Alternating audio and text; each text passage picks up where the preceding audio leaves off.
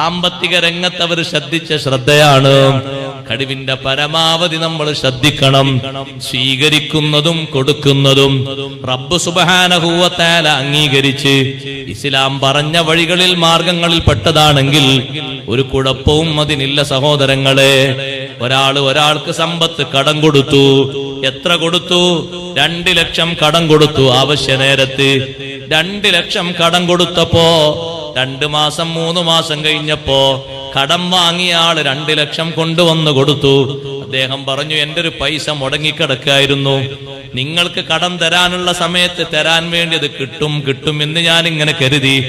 ഇപ്പൊ കഴിഞ്ഞ ആഴ്ചയാണ് ആ പണം ഇങ്ങോട്ട് കിട്ടിയത്.